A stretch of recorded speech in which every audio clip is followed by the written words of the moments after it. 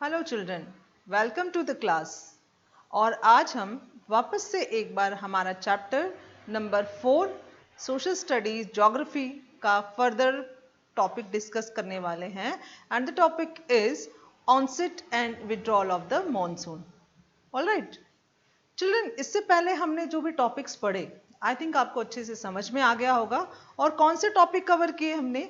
We studied about the difference between climate and weather. Then we learned about the factors affecting the climate of any place. All right, any place. And in second lecture we studied about the climate affect the factors affect the climate of India. हमने India को पढ़ा and we came to know that India's climate is the monsoon climate. Is it? ये तो हमने समझ लिया था कि इंडिया का क्लाइमेट मॉनसून क्लाइमेट है। साथ ही हमने सारा कंसेप्ट्स मैकेनिज्म को भी पढ़ लिया था कि कैसे ये मॉनसून आते हैं, जो फैक्टर्स हैं, how they are inter related to each other, how they affect each other, how they are interconnected to each other. We learn it all that things. It means सारा कॉन्सेप्ट हमने पढ़ लिया था। तो पिछले जो 2 वीडियोस थे दैट वर कंसेप्चुअल वीडियोस, और आज का जो हमारे क्लास है that is the informative class. बहुत सिंपल सा चैप्टर, बहुत सिंपल सा टॉपिक पढ़ेंगे, onset and withdrawal of the monsoon. पढ़कर आपको समझ में आ गया होगा हम क्या पढ़ने वाले हैं। इसका मीनिंग है कि जो हमारा मॉनसून है वो इंडिया में कैसे आता है और कैसे जाता है। आया है तो जाएगा भी, तो it means the arrival and departure of the monsoon. ये आज हम अपनी क्लास में पढ़ने वाले हैं। And the topic is onset and withdrawal of the monsoon. Alright, एक एक करके हम पढ़ेंगे कि कैसे इसकी एंट्रेंस है और कैसे इसकी एग्जिट है। अब हमें ये तो पता है कि ये कितने दिन रहता है। सबसे पहले हमें सबको पता है कि ये अर्ली जून के फर्स्ट वीक में इंडिया में एंटर करता है। किस रूट से एंटर करता है ये भी बताएंगे, किस रूट से एग्जिट करता है वो भी हम पढ़ने वाले हैं आज हमारे टॉपिक में। तो ये एंटर करता है जून के फर्स्ट वीक से और मिड सितंबर में इंडिया से एग्जिट लेता है, या हम कहें कि साउथ से में बिल्कुल दिसंबर तक जाकर ये एग्जिट लेता है। तो जब ये मॉनसून इंडिया में एंटर करता है तो सडन इंक्रीज नहीं होता है, ग्रेजुअली इंक्रीज होता है। और आपने एक खास बात और नोटिस की होगी कि जो मॉनसून है ये रुक रुक कर होता है, सडन नहीं होता है ना।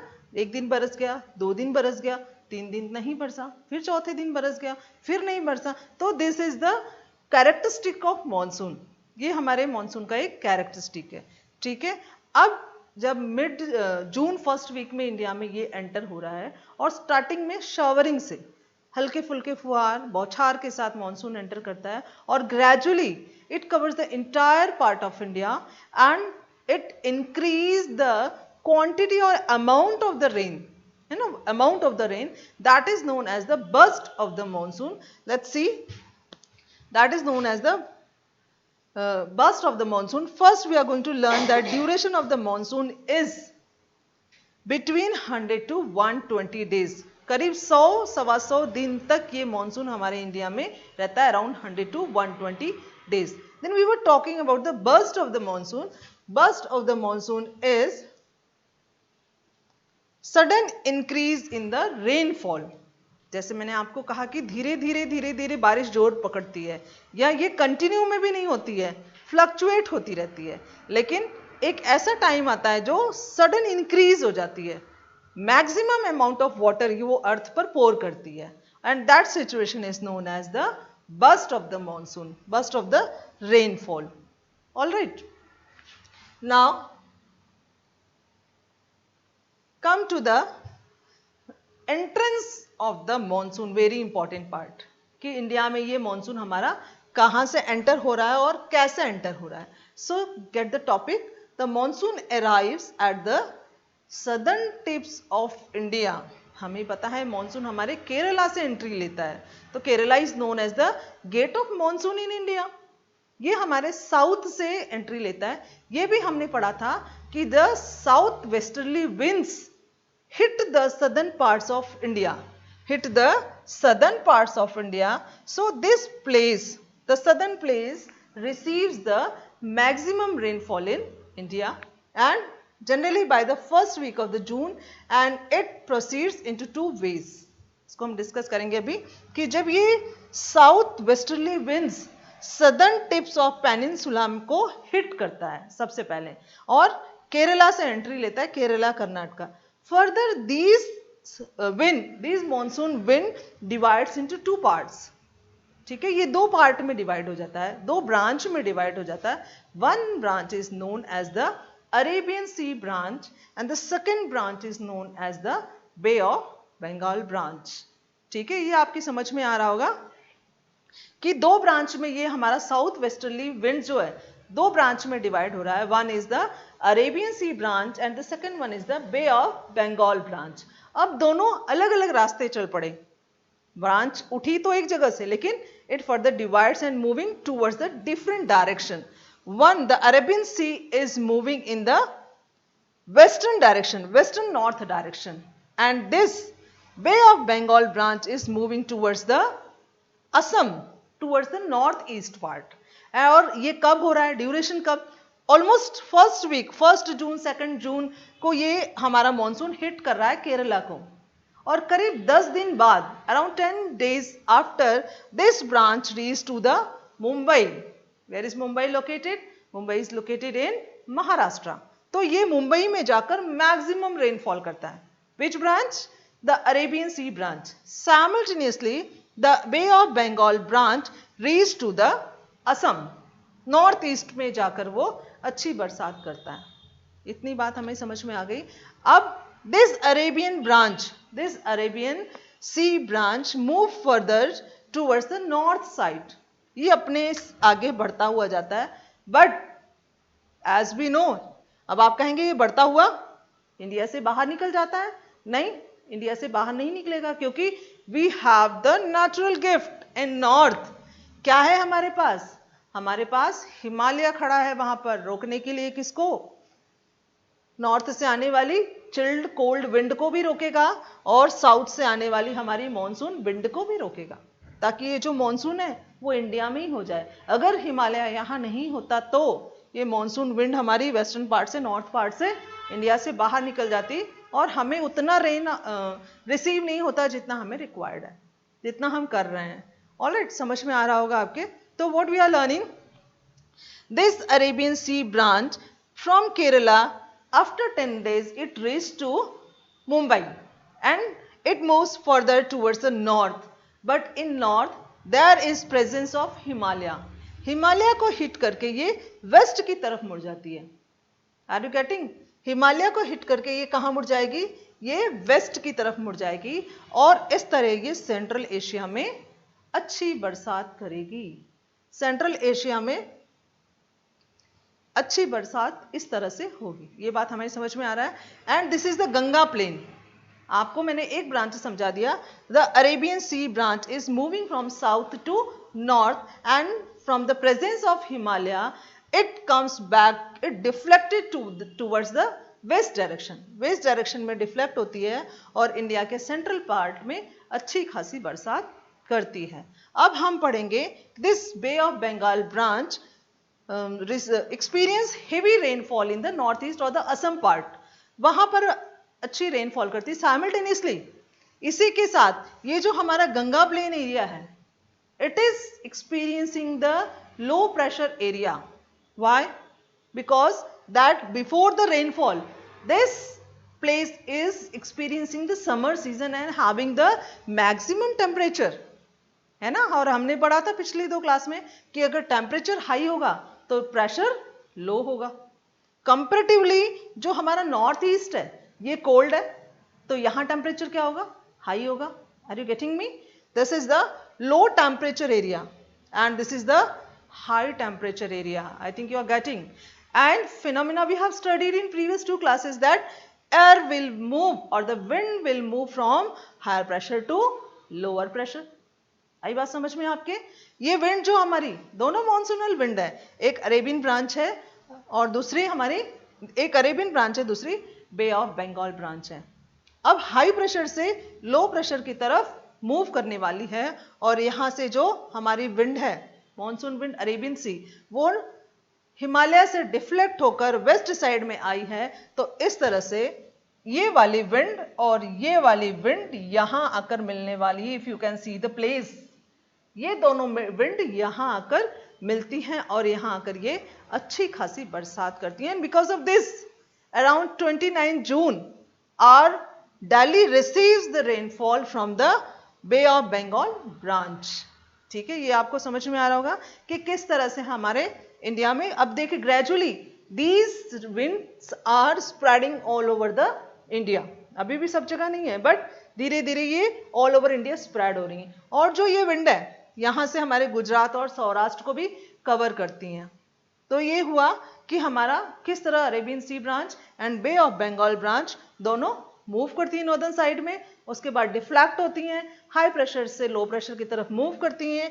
These two winds are meeting at the place of western Uttar Pradesh and Bihar and they are showering the rainfall in the Delhi by the 29 June के आसपास। ये रहा हमारा 29 जून के आसपास दिल्ली में और वेस्टर्न यूपी बिहार में अच्छी खासी बरसात हो रही है। देन बाय अर्ली जुलाई, अब इसका जर्नी स्टिल रिमेनिंग कंटिन्यूड है ना। बाय अर्ली जुलाई ये जो मॉनसून है ये हमारे यूपी, पंजाब, हरियाणा और ईस्टर्न राजस्थान के प्लेस को कवर करता है, फर्दर मूव कर रहा है। कब? अर्ली जुलाई तक ये अपने जर्नी को और आगे बढ़ाता है। ये उत्तर प्रदेश, पंजाब, हरियाणा और हमारा ईस्टर्न राजस्थान के प्लेस को कवर करता हुआ आगे बढ़ता है। Then by 15th of July, by 15th of July this monsoonal wind covers or capture the entire India, पूरे इंडिया पर को कवर करता है। ऑलमोस्ट 15 जुलाई तक इंडिया के हर पार्ट में कम या ज्यादा रेनफॉल को हम एक्सपीरियंस करते हैं because of this monsoonal wind. कब तक, कब हम रिसीव करते हैं इसको? 15 जुलाई तक ये ऑलमोस्ट इंडिया को कवर कर लेता है और स्प्रेड हो जाता है। Next is the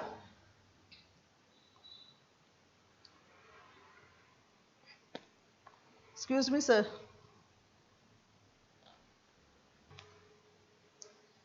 now you got to know that from up to the July entire India is receiving the rainfall, okay, experiencing the rainfall. Now the time is to withdrawal. अब हम पूछेंगे कि ठीक है भाई मॉनसून तो आ गया, बारिश पूरे इंडिया में स्टार्ट हो गई, अब इसके जाने का क्या सिस्टम है, एग्जिट कैसे लेने वाला है? तो हम उसको देखेंगे कि this withdrawal of monsoon in the north west states of by early सितंबर, जुलाई अगस्त तक अच्छी खासी बारिश पूरे इंडिया में हो जाती है, कम ज्यादा, कहीं कम और कहीं ज्यादा according to the various factors. Alright, उसके बाद अर्ली सितंबर से ये मॉनसून इंडिया को छोड़ने लगता है, इसका विड्रॉल होने लगता है and this process starts from the north west part. ये सबसे पहले स्टार्ट होता है हमारे नॉर्थ वेस्ट पार्ट से, ये हमारा मॉनसून विड्रॉल होने लगता है and after that it completely withdraws from northern half of the peninsula by the 15th of October.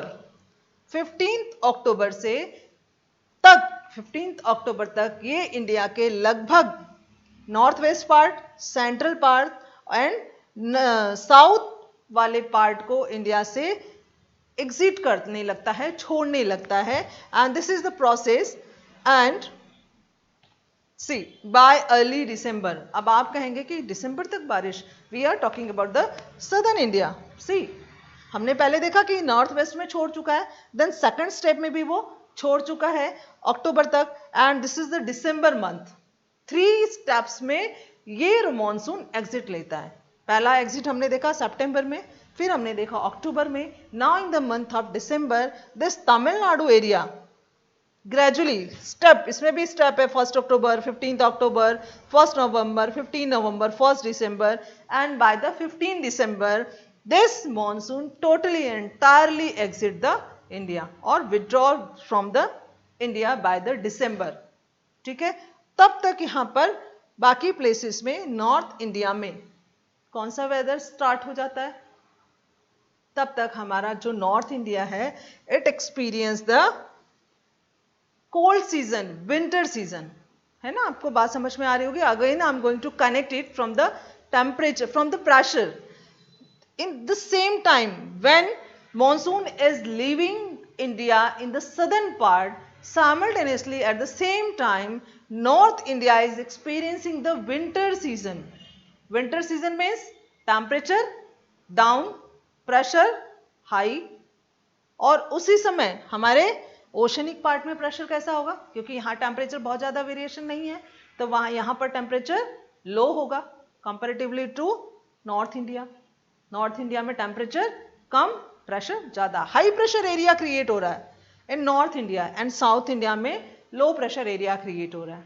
Got it? अब विंड कहाँ मूव करने वाली है? From north to south. So like that monsoon is leaving India from north to south, from high pressure to low pressure by the mid of the December. दिसंबर के mid से तक ये हमारे इंडिया को टोटली एग्जिट कर देता है. This is all about the arrival and departure of the monsoon. I think आपको समझ में आ गया होगा. हम फर्दर टॉपिक की तरफ आगे बढ़ते हैं. जो हमारा अगला टॉपिक है the season. Our next topic is the season. अब आप कहेंगे मैम आपने कहा मॉनसूनल सीजन है, मॉनसूनल क्लाइमेट है. It's okay, but we are experiencing the 3-4 kinds of season in our India. We are experiencing the cold weather season, hot weather season, advancing monsoon, retreating monsoon. There are 4 kinds of season in our India that we are experiencing.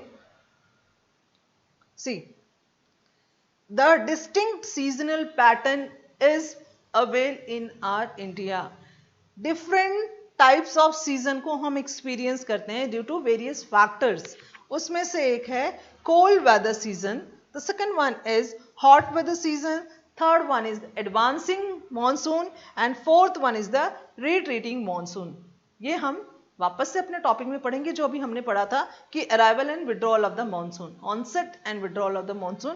These are the 2 topics. Again we will look after that. And first one is the cold weather season. What is the time period of cold weather season? Cold weather season हमारे यहाँ कब से start होता है? Almost from December to February, है ना? From December to February we are experiencing the cold weather season. Now you tell me, in which part of India we are having the cold weather season and why?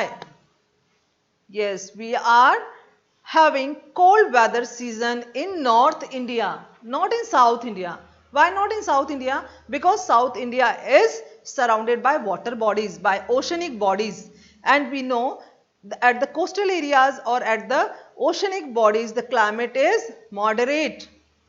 That is not influenced by the cold weather season. So cold weather season कहाँ होने वाला है? ये सिर्फ हमारे north India में होने वाला है. ये तो रहा हमारा लोकेशन की ये सीजन कहाँ होने वाला है. Alright, now why it is happening and how it is happening.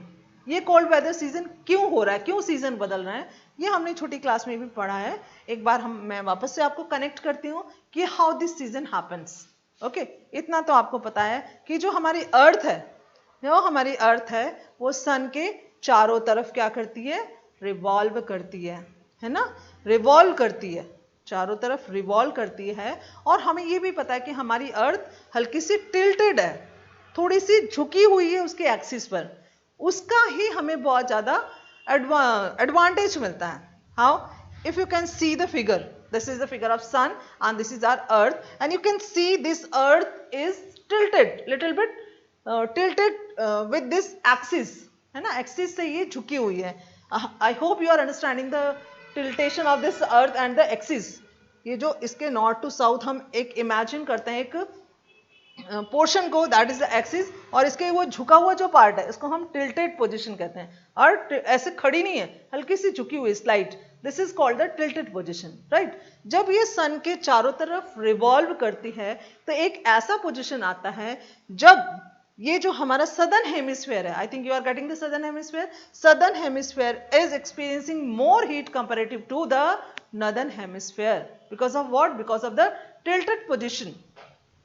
है ना, नहीं तो ये सीधा खड़ी होती, अगर ये टिल्टेड नहीं होती तो अर्थ क्या होती, सीधा खड़ी होती, और दोनों जगह इसको हीट मिल रहा होता, लेकिन ये झुकी हुई है, ये झुकी हुई है, इसलिए इसका सदर्न पोर्शन में हीट आ रहा है और नॉर्दर्न पोर्शन में हीट नहीं आ रहा है। तो आप समझ सकते हैं अब यहाँ पर क्लाइमेट, यहाँ पर सदर्न पोर्शन में क्लाइमेट क्या होगा, हॉट होगा, और नॉर्दर्न पोर्शन में, नॉर्दर्न हेमिस्फीयर में क्लाइमेट कोल्ड होगा। And you know India is located in which hemisphere, which hemisphere? Yes, India is located in the northern hemisphere, so that we are going to learn, we are going to get the cold weather season in our India. आइए आपको समझ में बात, इस तरह से हमारे northern hemisphere में या हमारे इंडिया को कोल्ड वेदर सीजन यहां पर मिलने वाला है। नेक्स्ट क्या है हमारा, नेक्स्ट कि what is the time period of this winter? As I told you, the winter season begins from mid of November, है ना, नवंबर के मिड से हल्का फुल्का हम विंटर को एक्सपीरियंस करने लगते हैं, या हम फैन स्लो करने लगते हैं, या हमें हल्का सा ड्राइनेस फील होने लगता है। This is all the beginning of the winter. Then in North India and stays till February, and same thing we again experience in the Feb when cold weather is about to move. And I told you why we are experiencing the cold weather season only in North India, not in South India. As I told you, because the South India is surrounded by water bodies, so it is experiencing the moderate season, and the North India, internal parts of India is experiencing the extreme climate. यही reason रहा कि इस area में तो cold weather season होगा, और यहाँ पर बहुत ज़्यादा टेम्परेचर में वेरिएशन नहीं होने वाला है, तो यहाँ पर टेम्परेचर एज इट इज होगा, ऑप्टिमम एज इट इज होगा, यहाँ पर मॉडरेट टेम्परेचर है, बहुत ज़्यादा उसमें फ्लक्चुएशन नहीं होगा। See, in the winter season, again we are going to learn about the winds. These are the winds which are coming from the north, which are coming from the northwest. North west से जो आने वाली हवा है वो India के through पास होती हैं, ये इंडिया के थ्रू पास होती हैं, but these winds are carrying rainfall maximum और मिनिमम। मैं आपको बताती हूँ, north east trade winds blow from land to sea, है ना, यहाँ पर विंटर का सीजन है, प्रेशर हाई, ओशन में प्रेशर लो, तो wind will blow from high pressure to low pressure. Low pressure, ये विंड कहां से ब्लो करने वाली है, from north to south, as these winds are blowing over the land, so it is not carrying the moisture. These are the dry winds. हम feel करते हैं ना ड्राइनेस हमारे विंटर में, तो these winds are the dry winds as it is blowing over the land, not from the ocean. So only Tamil Nadu receives some amount of rainfall. So in this period other parts of India is not receiving rainfall due to these winds. ये winds कोई rainfall नहीं ला रही हैं because these are blowing from the land. But some parts of Tamil Nadu receive some rainfall because of the oceanic climatic condition, because of the oceanic winds. यहाँ पर इसी season में तमिलनाडु में थोड़ा सा रेनफॉल होता है, बाकी जगह पर यहाँ रेनफॉल नहीं होता है, और कहीं पर अगर छोटा मोटा थोड़ा बहुत रेनफॉल होता भी है तो that is due to cyclonic disturbance, winter rains in plains and snowfall in the mountains. ये एक क्लाइमेटिक सिनेरियो होता है यहाँ पर नॉर्थ इंडिया में। What? Cyclonic disturbance, because of the pressure of the winds, एक साइक्लोनिक डिस्टर्बेंस एरिया क्रिएट होता है नॉर्थ में, एंड बिकॉज ऑफ दैट ये जो नॉर्दर्न प्लेन्स हैं, because of these winds northern plains are receiving minimum amount of rains, not heavy rain, minimum amount of rain. That rain is known as the mawat, if you have learned in local language, इसको हम कहते हैं local language में मावट। And these winds are very useful for rabi crops, हमारी जो wheat की crop होती है उसके लिए मावट, ये rainfall very important, it increase the production of this crops. Understood? And because of this winds, which winds? Northwest winds. Because of these winds, the mountain area of India receives the snowfall. ठीक है, planes में तो rainfall हो रही है, उसी समय हमारे माउंटेन में स्नोफॉल हो रहा है। ये आपको समझ में आ गया होगा। And the last one is that the peninsular region does not have well defined cold season. As I told you कि हमारे peninsular area में हमारा जो इंडिया का लोअर पोर्शन है, जो सदर्न पोर्शन है, वहां पर टेम्परेचर में बहुत ज्यादा वेरिएशन नहीं आ रहा है. There is no noticeable change in the temperature pattern during winter due to the moderating influence of the sea, due to the presence of ocean. इस पार्ट में टेम्परेचर में वेरिएशन नोटिस नहीं किया जा सकता है. So they are not having the cold season, they are having the simple season. They are not having the variation of season. The North India is experiencing the extreme hot temperature, extreme cold temperature, as well as North India is receiving the good amount of rainfall also. So this is all about our today's lecture. Okay, thank you class, thank you very much.